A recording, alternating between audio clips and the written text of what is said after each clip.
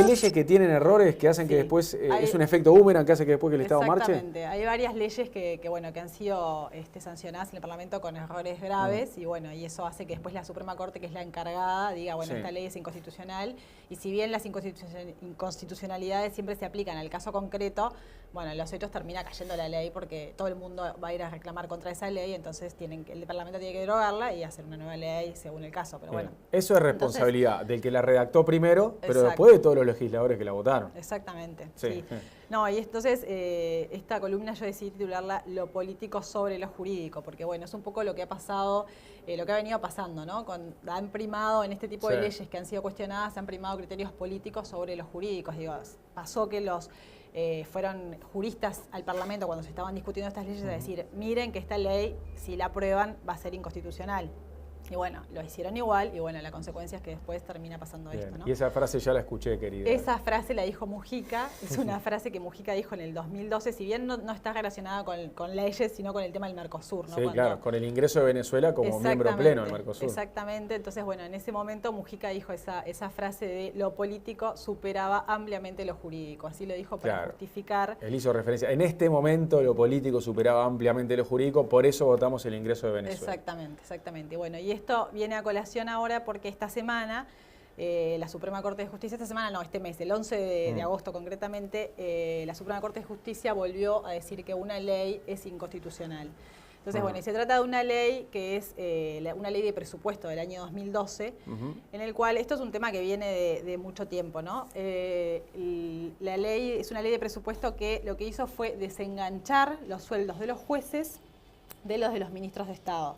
Porque hay un enganche, o sea, la ley de la judicatura que crea la judicatura, esa ley establece que los ministros, los jueces y los ministros de la Suprema Corte, esos están enganchados a los ministros de Estado, entonces no pueden ganar menos de lo que gana un ministro. ¿Y qué pasó? Los ministros del Poder Ejecutivo ganaban menos que los legisladores. Exactamente. Y todo el mundo decía, es una vergüenza que un diputado que no lo conoce nadie gane más que un ministro que tiene tremenda responsabilidad. Entonces equipararon para arriba. Equipararon con las leyes, con los sueldos de los senadores. Y entonces ahí se dio, que pasaban a ganar todos lo mismo. Claro, con los sueldos de los senadores y los diputados que ganan lo mismo. Exactamente. Entonces lo que pasó fue que, claro, se dieron cuenta, los jueces dijeron, bueno, nosotros queremos ganar lo mismo. Estamos prendidos ahí. Exactamente. Entonces, en una ley en una ley presupuestal se los trató de desenganchar. Pero bueno, esto que te decía, esta sentencia de esta semana, es la séptima declaración de inconstitucionalidad en lo que va de este gobierno. O sea, hubo 7 leyes, que es una cifra bastante importante. Para un gobierno que le hagan caer 7 leyes es mucho, ¿no? Algunas fueron más notorias que otras. Algunas pasaron medidas desapercibidas. En realidad, la primera ley que se declaró inconstitucional fue en el año 2010, o sea, ni bien asumió este gobierno. Y esa ley fue una ley, unos incisos de un artículo de una ley de colonización, o sea, es como una cosa que pasó absolutamente desapercibida. Pero bueno, tiene que ver con una cuestión de seguridad jurídica. La Suprema Corte en ese caso, la ley esa lo que hacía era darle un tratamiento jurídico a unas tierras, digamos, a inmuebles rurales que habían sido con anterioridad a la ley, habían tenido un tratamiento, y la ley los traía al pasado, ¿no? Retroactivamente decía, para estas tierras también se va a aplicar lo mismo. Entonces, en ese caso, la Suprema Corte de Justicia dijo, bueno, esto atenta contra la seguridad jurídica y es inconstitucional. Y eran unos incisos de esa ley. Después, la segunda ley que se declaró inconstitucional, esa fue más conocida, que fue el ISIR. Esa tuvo más repercusiones, porque fue el impuesto que se le quería poner a las grandes extensiones de tierra.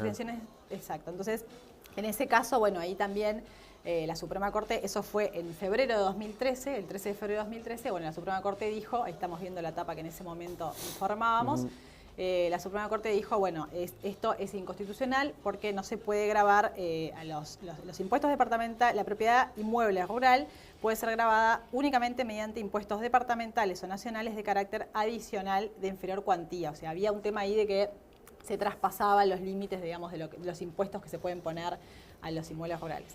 Entonces, ahí también la Suprema Corte, y en ese caso el ministro Pérez Manrique fue el único de la Suprema Corte que votó discordia, o sea, fue por 4-1 que salió. Después la siguiente, que también tuvo muchas repercusiones, fue la que se denomina la ley interpretativa de la ley de caducidad. Esa fue otra ley que también, la Suprema Corte declaró inconstitucional. Ahí, ¿por qué? Porque, lo que decía la Corte es que la ley penal no se puede aplicar retroactivamente. Entonces, lo que quería hacer la ley, lo que planteaba era, los delitos de la dictadura se pueden investigar y se los considera de lesa humanidad, entonces no prescriben nunca. Pero ¿qué pasaba? La ley que estableció que los delitos son de lesa humanidad es del 2006. Entonces la Corte dice no se puede aplicar para atrás a los casos que eran de la dictadura. Es a partir de ahí. Es a partir de ahí, o sea, a partir del 2006 se puede venir con un caso y decir declararlo de lesa humanidad, pero no para atrás. Pero no es retroactivo. Que esto también, hasta el día de hoy, sigue teniendo diversas opiniones en la justicia. Y distintas lecturas tiene eso también. Distintas lecturas, sí. No es tan... Pero bueno, la Suprema Corte se pronunció y eso, en base a eso después los jueces libremente siguen interpretando. Exacto, depende de la interpretación que haga el juez de la ley. Pero la cuestión fue que la ley esa cayó también. Entonces, bueno. Después hubo, ya vamos en la cuarta, esa era la tercera, la cuarta y quinta. Fueron otras dos leyes de rendición de cuentas que también pasaron bastante desapercibidas, pero bueno, una tiene que ver con que la rendición de cuentas del 2010 que le obligó a la Corte a dar unos cursos sobre derechos humanos, pero no le votó el presupuesto para dar esos cursos. Entonces la Corte ahí, la Suprema Corte lo que dijo fue que había un tema de violación a la separación de poderes, porque la estaban obligando a hacer algo, pero no le daban los instrumentos. Que bueno, entonces en base a eso también se decretó la inconstitucionalidad. Y después la otra es la anterior a esta que estábamos hablando del desenganche de los sueldos, que fue una ley de presupuesto de 2011, que ahí fue donde por primera vez se trata de desenganchar a los jueces de los ministros y de los legisladores. Entonces, bueno, ahí esa ley también fue declarada inconstitucional. ¿Y puede ser, Natalia, que estas que son las que pasan más desapercibidas son las que le ocasionen más juicios al Estado de repente? Puede ser. En concreto no tengo información de que ni la ley de colonización ni la ley, pero sí, esta de los jueces sí. Acá está habiendo juicios muy importantes económicamente. Que el Estado los pierde, ¿no? Exacto, que el Estado tiene grandes chances de perderlos. Digo, hasta ahora ya hay jueces que están reclamando y que ya tienen una sentencia favorable en primera y en segunda instancia. O sea, ya la ganaron, digamos. Entonces, bueno, que están reclamando que se les equipare los sueldos. Y eso es un montón de plata que está en juego, ¿no? Que ahora ya te termino la lista, digamos, de las inconstitucionalidades. Aparte se viene Pluna, ¿no? Se viene Pluna. Por eso, Pluna exactamente es la próxima, que esa fue otra recontrazonada. Porque, bueno, ahí lo que pasó fue que la ley de Pluna, así se la conoce, ¿no? Pero, bueno, creó todo un mecanismo de liquidación de Pluna especial, ¿no? Entonces sacó de la ley tradicional de cómo se hace un concordato, cómo es, que los bienes, ahí estamos viendo la etapa en ese momento, los bienes en un concordato, bueno, se liquida la empresa y los bienes se ponen a disposición, digamos, para que los acreedores puedan cobrar, cuando se rematan esos bienes, cobrar las deudas. Bueno, en este caso se quiso sacar, o sea, el bien principal de Pluna eran los aviones, se los quiso sacar de la masa concursal, digamos, para venderlos aparte, ¿no? Que fue el remate, todo lo que ya conocemos. Y en ese caso, claro, pasó que al sacarle, o sea, se quedaba sin nada. O sea, el concurso que tenía unos pocos bienes, digo, fuera de los aviones, no tenía mucho Pluna, ¿no? Entonces, ahí también lo que se cuestionó, lo que la Suprema Corte cuestionó fue eso, que digamos que se estaba haciendo un invento, ¿no? Que iba esa fue muy notoria. Esa fue muy notoria y eso iba contra todos los principios jurídicos, entonces, bueno, la Corte la declaró también inconstitucional.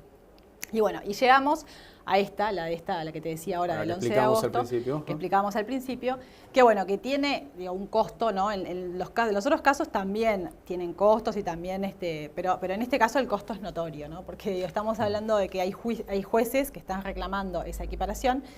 Y entonces, bueno, en este caso la Suprema Corte fue una Suprema Corte integrada, porque los ministros de la Suprema Corte, que son 5 ministros que forman parte de la Corte, ellos entendieron que estaban implicados, ¿no? Como ellos son jueces también, estaban implicados, entonces, bueno, se declararon que ellos no iban a intervenir y se formó una corte paralela, que en realidad también está formada por jueces, porque, a ver, digo, no hay otros jueces, ¿no? Digo, o sea, son los jueces, la escala es Suprema Corte, ministros de tribunales de apelaciones y jueces letrados. Entonces, claro, en este caso ellos están decidiendo algo que los compete, que los involucra. Exactamente, y los que por lo más que ellos se aparten y vengan otros jueces, también son jueces. Entonces, bueno, ahí se puede ver que están opinando sobre algo que los involucra. Pero bueno, más allá de eso, se formó una corte, se hizo un sorteo entre ministros de tribunales de apelaciones y lo que vieron, o sea, lo que ellos señalan es una irregularidad importante, porque ellos dicen, ¿por qué declaran inconstitucional esta ley? Más allá del tema de fondo, de que desengancha a los jueces de los sueldos de los ministros y que están enganchados por otra ley, lo que dice es que esa ley, esos 3 artículos que los desenganchaban, fueron metidos en el Senado. O sea, no había el mensaje presupuestal cuando vino del Poder Ejecutivo, no incluía esos 3 artículos. Y cuando pasó por la Cámara de Diputados tampoco estaban. Se metieron en el Senado, se los agregaron ahí y no volvió a la Cámara de Diputados para ser tratada. O sea, la ley tiene un vicio formal grave, ¿no? Incontrastable. Por aparte, eso parece que surge de las propias actas, que bueno, según planteaban los jueces cuando presentaron el recurso de inconstitucionalidad, decía que hay un vicio legal grave, entonces bueno. Entonces por ese motivo es que la ley cae, la Suprema Corte dice, esto es incontrastable, es inconstitucional, porque bueno, ahí sí la Constitución establece que no, las leyes tienen un tratamiento previsto y no se puede evadir. Entonces bueno, pero la consecuencia de esto es el juicio, ¿no? Es un juicio, o sea, los jueces están reclamando que se les equipare. Y bueno, esta semana el ministro de la Suprema Corte, Pérez Manrique, estuvo en un programa de televisión de Nuevo Siglo TV, Claves Políticas, donde él dijo, bueno, que el estimativo que hacen de lo que los jueces están reclamando por año son 32 millones de dólares, 750 millones de pesos. Es mucha plata, porque esto viene desde el 2010. Entonces, si vemos todos los años, además eso tiene reajustes, moras, está. Y él dice, esta estimación de 32 millones es únicamente para los jueces. O sea, ahí, ¿qué pasa? La Suprema Corte y los jueces, el Poder Judicial, digamos, tienen un determinado sueldo de no sé qué. Pero hay varios organismos que están equiparados a la Suprema Corte, los que se llaman del artículo 220 de la Constitución, que son el Tribunal de Cuentas, la Corte Electoral, todos esos organismos, el Tribunal de lo Contencioso Administrativo, que es la justicia administrativa, son todos organismos equiparados a la Suprema Corte. Entonces, esos aún no han reclamado, pero lo pueden hacer.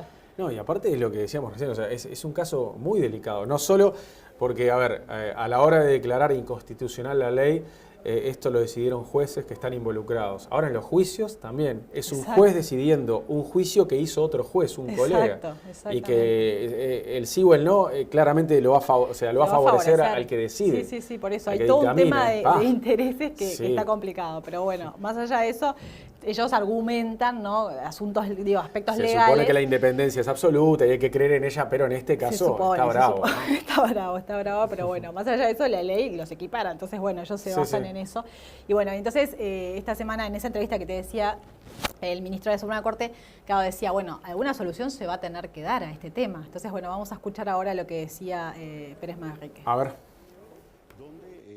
Obviamente nosotros entendemos que en algún momento tiene que haber una respuesta que permita al Estado como tal honrar sus compromisos y que a su vez permita que el erario público frente a cantidades que son tan importantes pueda realmente solventarlo sin afectar otros fines esenciales del Estado.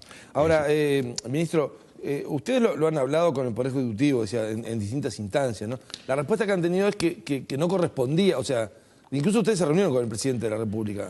Sí, no se habló de este tema en Anchorena, ¿no? Es decir, bueno, hubo esa reunión. Hubo un almuerzo social muy agradable en Anchorena, donde no. Bueno, ahí hablaba el ministro, porque es verdad, hace poco estuvieron almorzando en Anchorena los ministros de la Corte, y bueno, dice que no se habló, pero este tema, la información que nosotros tenemos es que le preocupa mucho al gobierno, porque ven que, es un tema que va a tener que solucionarlo este gobierno, pero el próximo sobre todo le va a caer con todo, y bueno, con todo el peso de la ley, o sea que está complicado. Lo escuchamos ahí charlando con Nelson Fernández en el programa Claves Políticas de Nuevo Siglo, a Pérez Manrique.